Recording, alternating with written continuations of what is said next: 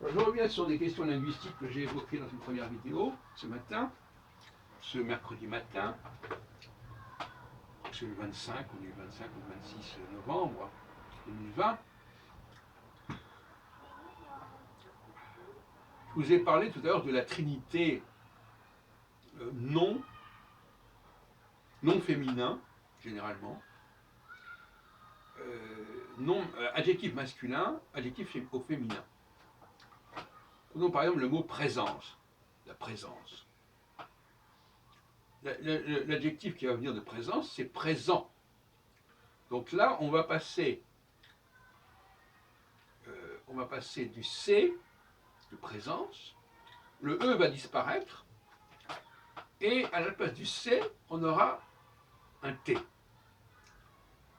Mais on sait aussi que le C et le T, souvent se prononcent de la même manière. C'est-à-dire que souvent le T se prononce comme un S, comme dans admiration, par exemple.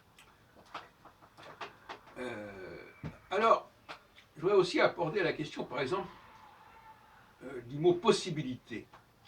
La possibilité, ça donne l'adjectif possible. Et là, en l'occurrence, on n'a pas de marqueur féminin comme troisième terme. Parce que possible, au masculin comme au féminin, c'est pareil.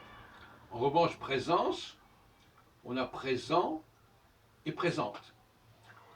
Et ça, c'est la norme. Alors, le passage de... Voyez-vous, il y a parfois, par exemple, possible, en fin de compte, c'est pas un vrai E. Il n'y a pas de vrai E dans possible. C'est une tentative de prononcer les deux alors, normalement, on n'a pas alors, avec possible, normalement, on a le droit de prononcer le B et le L, puisqu'il y a un E à la fin. Donc c'est une forme féminine quelque part.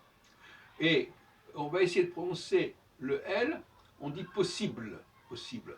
Mais répétons une fois de plus, c'est une chose qui est mal enseignée, le E après une consonne, il ne se prononce pas. Il permet de prononcer la consonne qui précède. Que ce soit bien clair là-dessus. Par exemple, la justice va donner l'adjectif juste. J'ai pris quelques notes comme ça.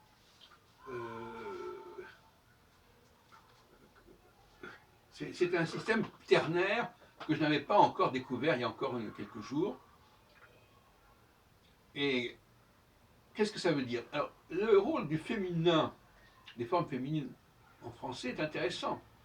Vous avez donc beaucoup de noms de concepts qui sont au féminin. On dit la force, la constance, l'indépendance, etc. Et vous avez aussi l'adverbe qui est construit toujours à partir du féminin. Activement, qui au masculin est actif. Et actif et activement, c'est intéressant parce qu'on trouve ce V et ce F qui se retrouvent en allemand où le V se prononce F. Bon, on passe là-dessus.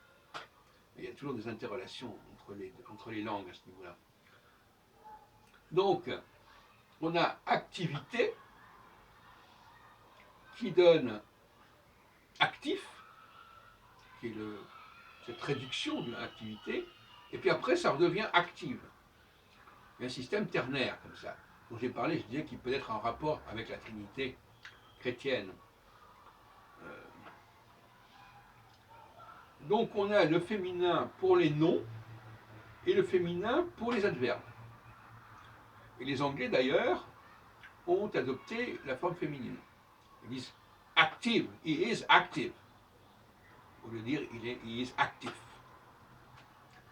Alors qu'ils ont effectivement le F parfois. Ils disent par exemple brief, briefly, brief. Ils auraient pu mettre le F, c'est pas une lettre qui leur est inconnue, le F. Bon. Ni au début, ni même à la fin d'un mot. Bien que brief, ça vient aussi du français. Et là encore, on a brief et brièvement, et brève. Donc voyez-vous, le F et le V sont souvent liés. Comme tout à l'heure j'en parlais, je disais que le T et le S sont souvent liés. Par exemple présence, mais présent. Présence CE, donc c'est le C, donc c'est l'insifflante, et T, mais qui est aussi. Voilà. Donc, il y a un certain nombre de choses qu'il faut mettre en place sur ce plan-là. Je ne fais qu'ouvrir le chantier, mais on a un système ternaire qui est quand même différent de ce que j'avais dit jusqu'à présent. Ce n'est pas à partir de l'adjectif féminin que se construit l'adjectif masculin. L'adjectif masculin se construit à partir du nom et au féminin. Après, on passe au masculin, et après, dans un troisième temps, on arrive au féminin en ajoutant un E, etc. Bon, donc c'est un peu plus compliqué que je l'avais pensé. Et comme je disais, souvent, il y a un système ternaire qui existe, tout comme dans le domaine de la linguistique saussurienne, enfin, ou même dans la théorie des participes, participe présent, participe passé, mais aussi participe futur, qu'on oublie souvent, qui n'est pas signalé dans les grammaires. De la même façon que il y a le participe présent, c'est le signifiant. Le participe futur, c'est le signifiable, et son participe passé, c'est le signifié. Donc là, on remet en question aussi le système saussurien.